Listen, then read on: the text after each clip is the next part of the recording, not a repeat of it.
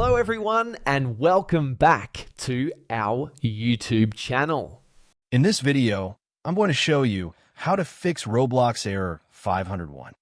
First, we'll start with something very simple yet powerful.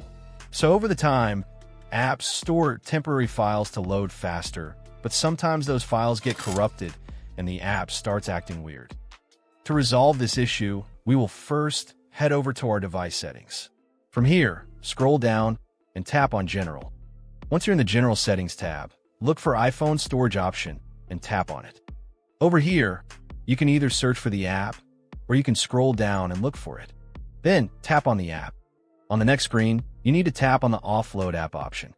A confirmation pop-up will come up. Now tap on the Offload app option here. It'll take a bit for processing, and then a reinstall button will show up. Simply tap on it to reinstall the app. This should resolve the issue, but if it doesn't, then you need to check if the app is running an older version. Head over to App Store. From here, double tap on this search icon in the bottom right corner, and then search for the app. Once the app comes up in the search result, and if you see this update button right next to the app, simply tap on it to make sure you're running the latest version of the app.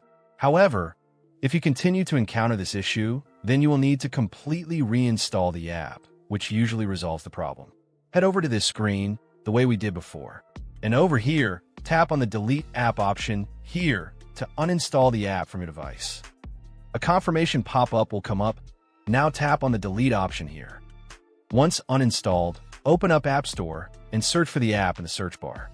After the app comes up in the search result, simply click on this cloud icon to install it back onto your device. Hopefully, this resolves the issue. If it does, consider sending a super thanks to support our channel. And also don't forget to hit the subscribe button. We'll see you in the next video.